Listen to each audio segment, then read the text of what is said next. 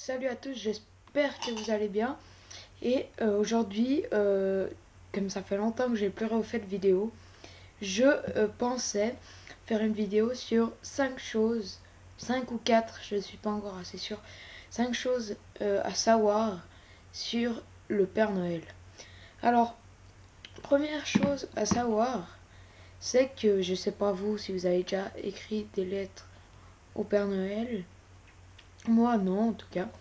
Mais en France, on peut envoyer une lettre au Père Noël qui n'arrivera pas, bien sûr, pas au pôle Nord, mais qui arrivera au sud de la France, à Libourne. Libourne. Je suis pas sûre, mais je crois que c'est ça. À Libourne. C'est beaucoup moins, c'est tout de suite moins féerique, tout ça.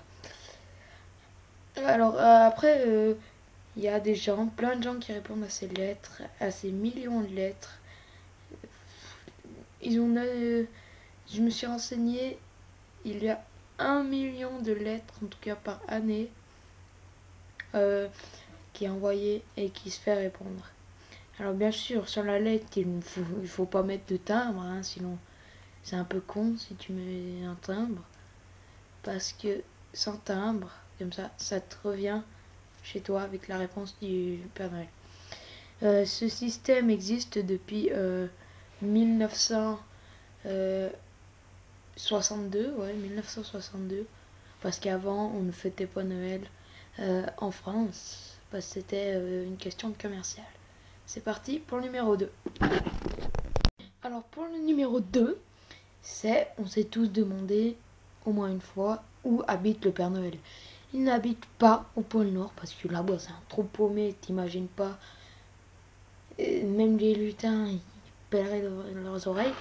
Alors il habite en Finlande, en Laponie, dans la région de Laponie, je crois, avec ces lutins qui se font fouetter pour fabriquer leurs cadeaux. Bien sûr, ceci n'est pas vrai. Il n'y a pas de lutin, ni de fouet. Il y a un Père Noël, avec une personne qui est payée pour ça, en fait. Oh la chance. Il se déguise en Père Noël. Ah ouais, mais... Il se déguise en Père Noël. Il rencontre des enfants. Et il gagne de l'argent. Oh, posez.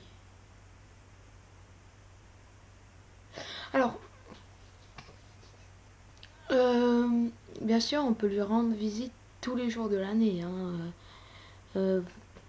C'est sérieux. On peut. Maintenant, ils ont fait un truc touristique.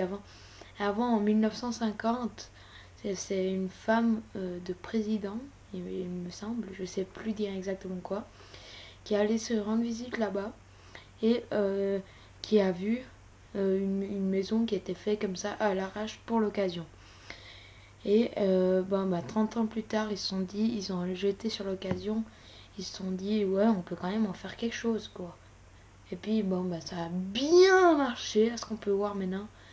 Des millions de touristes, des millions de touristes qui vont là-bas chaque année. C'est parti pour le numéro 3. Voilà, alors c'est parti pour le truc numéro 3. Alors, Noël, au début, c'était pas une fête pour le Père Noël, il n'existait pas en fait, tout simplement. C'était une fête pour les personnes qui ne croyaient pas en Dieu. Et il fêtait ça du 20 au 22 décembre. Ils se donnaient des cadeaux pendant 2 jours. Et à Rome, pendant que eux ils ne croyaient pas en Dieu et tout, ils ont créé une fête. Et puis ils ont foutu Jésus là. Là, ils ont mis Jésus. Pour que tout le monde puisse fêter une fête tous ensemble. Et c'est là que Jésus a apparu. Et puis Jésus, il n'est pas né le 25 décembre. Pas plus qu'il est né le 0, en l'an 0. On ne sait jamais quand il est né, le gaillard. Voilà. Ensuite, je vais vous parler de un peu l'origine, les ancêtres du Père Noël. Alors, à la base, le Père Noël, c'était le Saint-Nicolas qui distribuait les cadeaux aux enfants, tout ça. C'est... Bah, d'ailleurs, je sais pas vous si vous fêtez toujours Noël. Désolé pour la porte qui s'est ouverte, j'ai remarqué. Je vais aller chercher un verre d'eau. Voilà, j'ai bu, c'est complètement la honte. Alors, au début, c'était le Saint-Nicolas, ça je vous ai dit, je sais pas si vous fêtez toujours, qui distribuait les cadeaux aux enfants.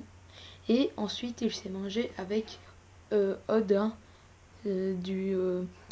comment on dit ça déjà? Ah, le pôle Nord, voilà. Odin, c'était le maître du pôle Nord qui pouvait s'envoler avec son cheval à 8 pattes, d'où le traîneau du Père Noël. Voilà d'où vient le Père Noël. Tout de suite, le numéro 5 ou 4 4 pour le 5. Alors, vous êtes tous déjà dit, je pense, que c'est Coca-Cola qui a inventé le Père Noël rouge, le Père Noël rouge. Bien sûr que non, ce n'est pas lui qui a inventé le Père Noël rouge. Le Père Noël existait déjà bien avant. C'était Thomas Nast qui avait déjà inventé le Père Noël joufflu. C'était une autre personne dont je n'ai pas trouvé le nom qui l'avait déjà fait en rouge et blanc, mais ce n'était qu'un petit nain. C'est pour ça qu'il pouvait passer dans la cheminée. Mais en 1860, c'est Thomas Nast qui a créé le Père Noël joufflu. Il était en tout cas pas rouge, enfin oui il était rouge, mais il était encore bleu, violet, vert, toutes les couleurs. Et puis là, il y a plein de grandes entreprises qui ont lancé leur entreprise de Père Noël rouge pour le marketing. Donc Coca-Cola qui en avait marre que personne n'achète sa boisson en hiver sous prétexte qu'il faisait trop froid. Alors c'est pour ça que le Père Noël est devenu rouge, parce que ce n'est pas Coca-Cola qui a fait devenir rouge le Père Noël. Il a juste fait un rendu populaire. Voilà. J'ai fini ma vidéo, j'espère qu'elle vous aura plu. Si c'est ça, likez-la et bonne fête à tous et à l'année prochaine.